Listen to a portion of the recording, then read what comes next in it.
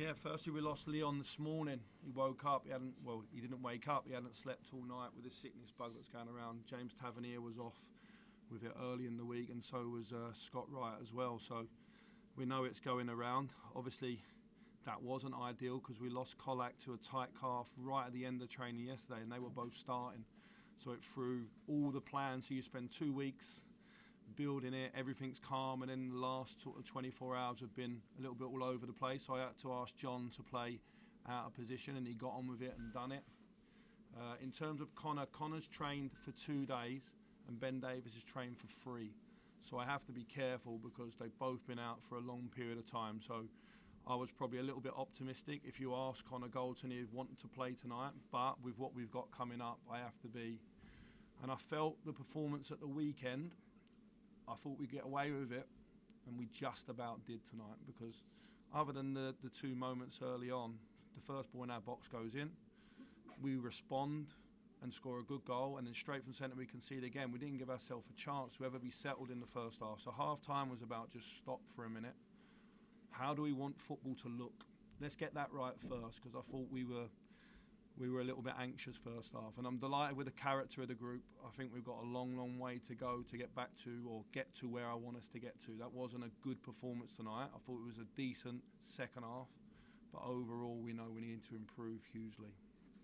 Nick, were you happy with the battling qualities the team showed? Because the first half hadn't gone well, and as you say, losing that second goal in the manner in which the team did. But today come out into the second half, and within 15 minutes of the match turned around, and I can't remember Alan McGregor having a save to make the second half.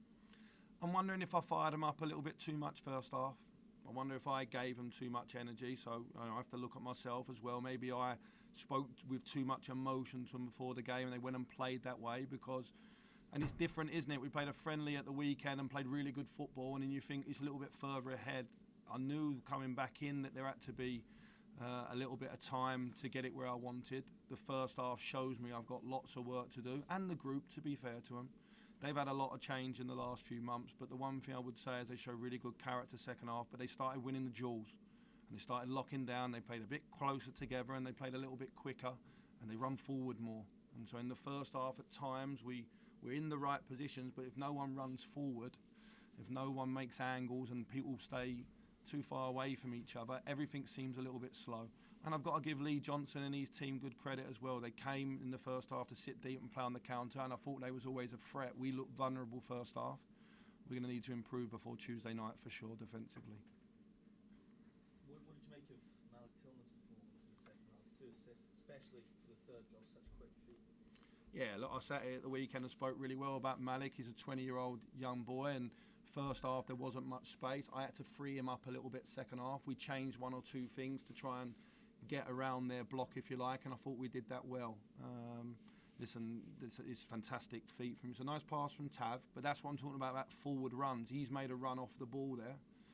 He's got in, he's shown really good feet, and off balance he's managed to feed Alfredo and get us the win. And after that you saw all the confidence coming back and then playing and looking like a good team. So they've been through a lot recently. That's the easiest way for me to sum up that performance, and it looks like it's going to take a bit of time to get where I want us to get to. Michael, Alfredo comes back in the team, right? You say he probably wasn't in your team to start with, but the fact that he gets his goal, that's exactly sort of boost he's going to need, at least to sort of get himself going again. Yeah, no, he would have played with Colac if they were both available.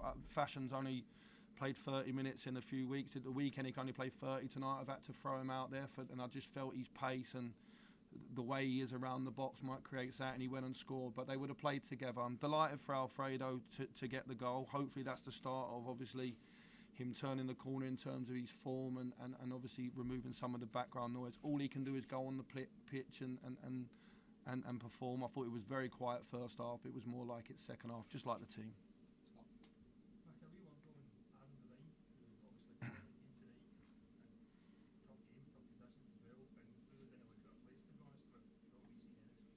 I was delighted with young Adam. He might have got away with a couple of assists down there. It's obvious he's playing on his weak side. He was targeted a little bit, wasn't he, from the goal kicks and the aerial balls and that. But I thought for a young boy, he did absolutely fantastic. And this season for him would was supposed to be as a backup to James Tavernier and to push him, just how young Nathan did the couple of years ago.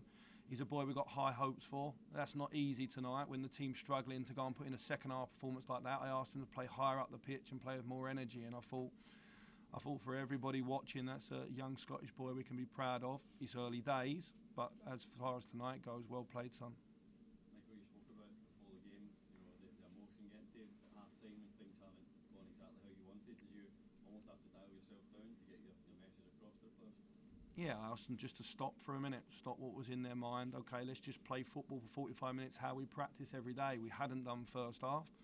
I understand that. There's a lot of anxiety when you concede an early goal, and then you're thinking when we equalise, that's it, we'll settle down. We conceded straight away, and you can feel the tension in the stadium and everything. They're only human. A lot's happened the last few weeks. I just asked them to listen and just commit to the style that we want to play, and just really focus on it. And ultimately, for me, the more we focus on that, the closer we'll get to performing how we want, and that will lead to wins. I'm a massive one on that. If we perform well, you're either performance happy or result happy. Tonight, I'm more result happy, but the second half performance, it sort of gave me optimism, because at half time, I was walking in thinking, okay, this is going to be interesting. So fair play for the players, because they play. I can only give them a roadmap, and the second half, I thought that was much more like it. Michael, we've seen earlier the confirmation that Leon King and Yanis Hadji have signed new long-term contracts with the club. I think we'd obviously mentioned the King one a couple of days ago, but I think Yanis's one maybe came as a wee bit as a surprise to some people. How delighted are you that both those deals are over the line? Can we expect any new ones to come in the next few weeks or so? I'm absolutely, you spoke about Leon, so I'll concentrate on that. I'm absolutely delighted that Yanis has signed. He's a boy that I kept in touch with, one of the only players that I kept in touch with in the last year being away, because he's had such a tough year. Fantastic talent, lovely young boy, everything you like about someone. If he was your son, you'd be so proud of him. He's had a really tough year. This is reward. His contract was running out. No one had really realised that. He was one that was coming up in the summer as well. So I'm delighted that we've extended with him. He's back in light training now. We won't rush him, but certainly when players like him and Tom Lawrence come back in the squad in the attacking areas, we'll go up a notch again. So he's one of the players that I wanted to come back to work with, because I think he's an excellent talent. So I'm delighted he's committed his future here. Last question, Stephen. Michael, congratulations on the 3 points. Stripping it all back away from tonight, how much did you manage to enjoy being back, being Rangers manager, 18th manager of the club, 3 points under the lights? It wasn't plain sailing, but how much did you enjoy it?